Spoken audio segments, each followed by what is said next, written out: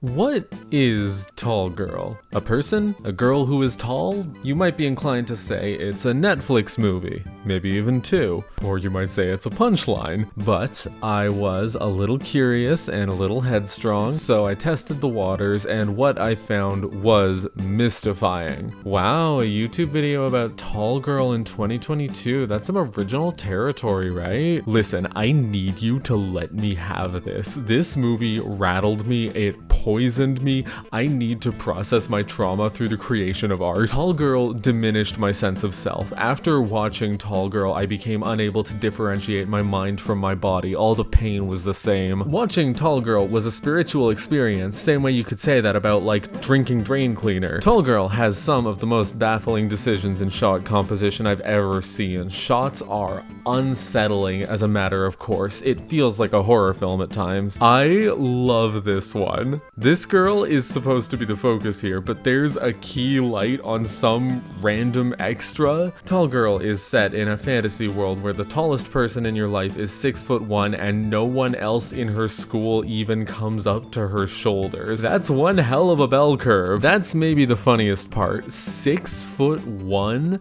That's the skyscraper kaiju height you gave this character? That's the heaven-piercing altitude of the human scarecrow? You wanted a character to be head and shoulders above everyone they know, so you made them 6'1". 6'1" isn't even tall enough to have tall people problems. 6'1" gets you through doors. So this movie has to invent problems for the protagonist to struggle with. My feet hanging off every bed I've ever slept in. Let me tell you something.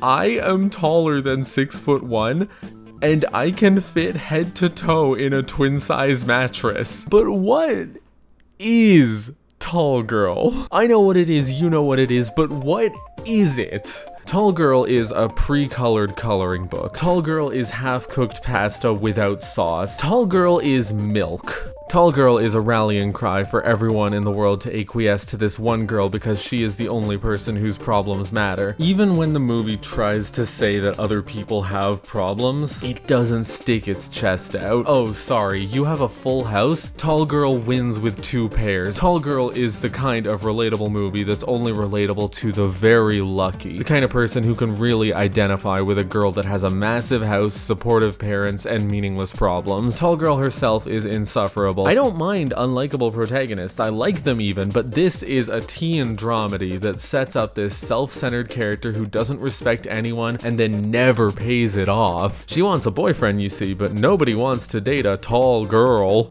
Except her close friend who has an open crush on her. He is as explicit as possible about his feelings. He propositions her minutes into the movie and she shoots him down. And I mean, if you're not into him, you're not into him. I'm not gonna say it's immoral to reject somebody you're not interested in, but you can't then say literally nobody wants to date me. And on that note, it's hilarious that this movie wants us to pretend that the 6'1" girl who can sing and the artsy blazer-clad twink would both struggle to find a date in the late 2010s. Do you truly think a tall woman is undesirable in the 21st century? This is a post 9/11 world. Tall structures are in demand right now. I hate my appearance. I wish I didn't stand out so much, says the girl in the Rusty Venture speed suit. Maybe that sounds mean of me, but like, here's the thing. There is clearly some attention to the wardrobe in this movie. There are other scenes in the movie where she wears outfits that sell this idea that she's trying not to be noticed. But this is not something you wear by accident. Also in the personae is Tall Girl's other best friend, who defends her relentlessly and is never at any point appreciated for it. She's introduced dancing in the hallway, then going off on someone who teases Tall Girl, punctuated by a generic pre-packaged FL Studio quirky hip-hop beat in a way that I'm sure is only slightly offensive. You think you got jokes? Say some more funny stuff.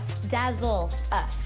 There's a girl whose existence I have to force myself to remember, who dates Small Boy for a bit, but they break it off because his feelings for Tall Girl are just too strong. And she's like, I'm happy for you. Now this is a movie that understands teenagers, am I right? We have the designated bully, the only person who actually feeds Tall Girl's victim complex. She's got a lackey who has a crush on Tall Girl and no further interiority. Tall Girl's parents are non-entities, and I only bring them up to say that her mom looks like an off-brand Patricia Clarkson. By the way, is it common knowledge that Patricia Clarkson played the mom in the 2002 Carrie TV movie? That doesn't sound right to me. Tall Girl's sister is the best character. She's an unhinged pageant queen who throws knives. Between corsets and poppers, she suffers a lot for her art, and you'd think that would be explored a little, but this is coming from that perspective where pageant queen is something a teenager actually chooses to be. Then there's the Swedish meatball, Tall Girl's foreign exchange love interest. You see, in Sweden, he's the bottom of the food chain, but the Swedish baseline is so high that his evident superiority makes him instantly popular in America. Let's not unpack that. Let's not even think about that. Stig, that's his name by the way, is dating the bully girl and cheating on her with Tall Girl because he likes being popular,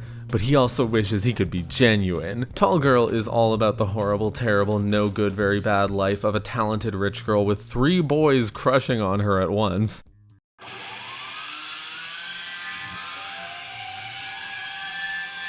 Tall Girl is sad and single and tall. Small boy crushes on her. Stig shows up, dates the bully girl. Tall Girl connects with Stig. Infidelity ensues. Small boy encourages Stig. They live together, by the way. Small boy's family is the host. Small boy encourages Stig to stick with bully girl and ghost Tall Girl. Bully gets lackey to ask Tall Girl out. They go on a triple date with Stig and bully and small boy and whoever that is. They go to an escape room and all 3 pairs start like making out, which sounds so unpleasant. Blah blah, small boy picks a fight to defend Tall Girl's honor. You don't even know a thing about her, man. What's her middle name? What's her favorite color? What color are her eyes, man? Green. No, they're not. They're blue. I have brown eyes. Tall Girl embraces her tallness by wearing the platform heels Small Boy gave her to homecoming, and she gets up on stage and gives a fucking speech about how her life is so hard, but she's gonna be brave anyway. And, you know, not to be that guy, but who asked? You know what, I get it. I'm tall, really, really tall, and it's the thing that's haunted me. Who the fuck are you? All of Tall Girl's problems are A, completely internal, and B, completely mundane. That might be the biggest sin of the movie. For all the extremely Netflixy performances, you know the type where everyone just hesitates on the third last word of every sentence in lieu of acting, and in spite of the fantastical portrayal of tallness, at one point we see an HOA-style meeting for the Tall People Club, in spite of all that, the drama is actually realistic. Most of this stuff would actually happen in real life, and I mean that in the most boring way possible. Nobody gets any more tall-phobic than, how's the weather up there? I want a viral video of Tall Girl crashing into a pricey chandelier and wrecking it, right? I want actual drama, actual stakes. And the romance drama is so stale too. Oh wow, they're dating people they don't truly have feelings for? And there's cheating? We're getting into uncharted waters, man. So Tall Girl's big speech is dressed up like a feel-good trial by fire moment of overcoming, but what is she overcoming? She doesn't deal with any unique issues even compared to the rest of the cast. If her love life drama and some occasional ribbing from peers warrants a monologue, then the entire school should be queued up to give their own. Anyway, so she gives her speech and she rejects Stig, then she goes and gets with Small Boy because he was the one all along or whatever. The end. By rejecting the international dreamboat for the American dweeb, is Tall Girl challenging her standards, realizing that her perspective was too narrow? Is she realizing that she's been chasing a fantasy, something that was never attainable? Is she developing a newfound appreciation for the people she already loves? Or is she just choosing to shop local? You decide. I just want to append something I said earlier. Like, this isn't really important, but I just want to say it. One of the big reactions to this movie was like, what? Nobody's ever been bullied for being tall. And it's like, no, it kind of is a thing. Like, there are girls that people are nasty to for being tall or having other features that are perceived as like not feminine or whatever. Now, many of those people are of demographics that Tall Girl is not really part of. Like, in my opinion, the the issue that the movie has on that front is that it just doesn't sell the fact that tall girl is being bullied. Like, there's nothing to convince me that it's anything other than two specific people having it out for her. And at that point, it's not even about being tall. Her height is just an incidental thing that they use to poke fun at her. And see, like, the thing about this movie is that it's literally just like a cookie cutter plot. Like, it's like a Nickelodeon movie or a Disney Channel movie. They're all the same, like, high school drama storyline, but projected onto like a musical or King Arthur or whatever. Except Tall Girl doesn't have a gimmick to project the plot onto. It's just the cookie cutter plot. It purportedly has the tall girl thing as a gimmick, but that goes virtually nowhere. Enough about Tall Girl. What the hell is Tall Girl 2? Well, you'll never have guessed this, but it turns out it's the sequel to Tall Girl. Tall Girl 2 could be called Competently Directed, which makes it a little bit more boring, to be honest. It's more self-aware than the first movie, but not in any of the ways that matter. The movie opens up with Tall Girl and Small Boy doing a whole Hegelian dialectic recapping their entire lives up to this point, and then at the end it's revealed that they're dumping this all on some random cashier, and that really sums these characters up. Tall Girl auditions for the school musical, and the drama teacher adjudicating brings up the speech from the first movie and says,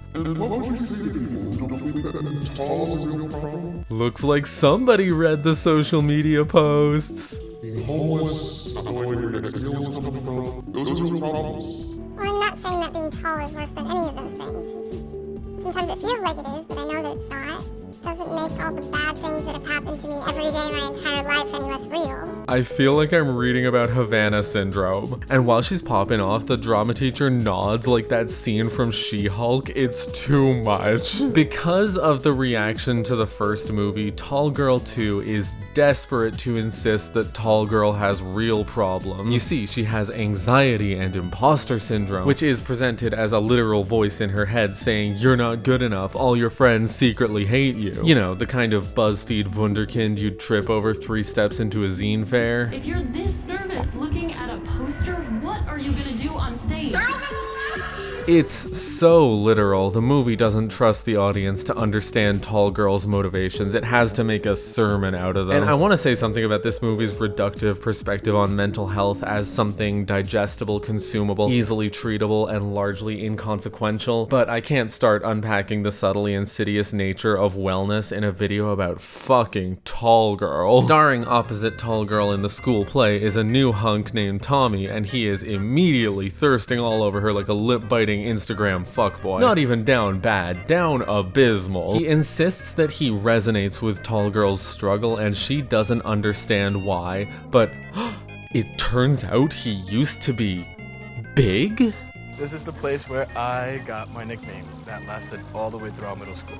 Tommy Potamus. I would say Tommy Potamus is extremely forced, but honestly, it's not any more forced than the rest of the movie. What this sequence is going for is you don't know what someone else is going through. He still has anxiety related to body image. You don't know that by looking at him. But the comparison doesn't really work thematically. Don't get me wrong, these movies aren't deep, but the lack of depth is exactly why it's hilarious that it fumbles its own themes. It's like seeing a tightrope walker fall off a chalk line. When Tall Girl puts on the platform shoes, that's her saying, "I won't see my tallness as a source of shame, I will embrace it as a positive part of me." Tommy started exercising and lost that weight as a response to the bullying, so his trial was not resistance, it was acquiescence. He cut out the part of him that was rejected, he didn't embrace it. Tall Girl is free of the hate because she overcame it. Tommy is free of the hate because he caved to it, changed himself in exactly the way the hate wanted him to. And that's never challenged or addressed. The movie states flatly that the bullying was traumatic, but it doesn't even flirt with the idea that maybe there was nothing actually wrong with him before he lost that weight. He literally throws his old oversized shirt into the fire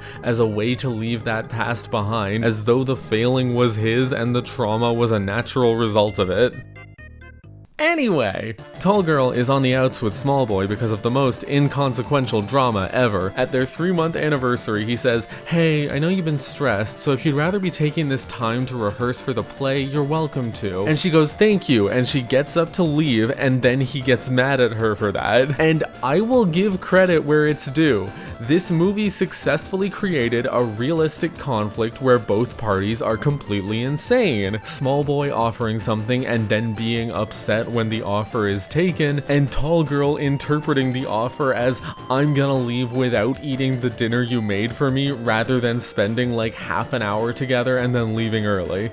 But it's also so fucking mundane. This is amino tier drama, and frankly, if this happened in real life, there would be a call-out post about it. One of these guys would be calling the other a narcissistic energy vampire. So they break up, and Tall Girl has a fling with Tommy because people of color exist in this world to add drama to white people's relationships. Honestly, I don't know why they bother having a cast at all when everything inevitably becomes about Tall Girl. Virtually everyone plays therapist for her at least once, and Tall Girl never once does anything for anyone else. The closest she gets is attending her sister's pageant in the first movie and almost screwing it up by distracting her with her moping. Small Boy hangs out with Stieg's sister to make Tall Girl jealous. Stieg is reduced to the funny foreigner who talks weird, haha funny, and he dates the friend girl who finally has her own subplot. She's trying to be a fashion designer and her parents aren't supportive. The sister is moving away, which makes Tall Girl sad or whatever. The bully girl's lackey decides to find his own path, so he just hovers around to periodically defend Tall Girl, and it turns out the bully girl has insecurities? Who would have fucking guessed? I am afraid I'm going to have an anxiety attack on stage, okay? You get those too? What do you mean, too? Tall Girl does not regard anyone else as a person. She genuinely doesn't understand that other people also think and feel. Which is accurate for a teenager, actually. Tall Girl has a breakdown while the camera goes Blair Witch mode, and Patricia Clarkson talks her through like breathing exercises. This movie feels like edutainment. It's 3 steps away from being something a middle school teacher would play on one of those wheel cart TV things to teach the students a valuable lesson about managing your emotions. It ends in the same place it started. The hurdles impeding the character's virtuous, joyous, heterosexual monogamy have been conquered. It's a movie about nothing.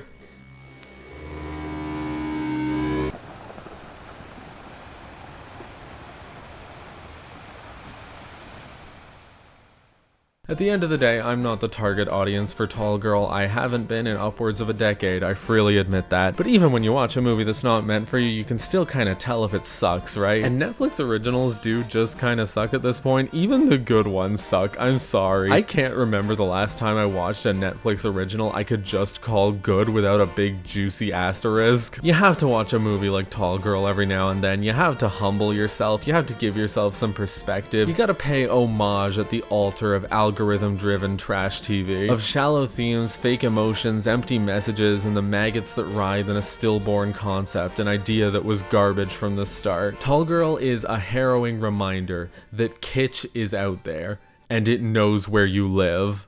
Thanks for watching.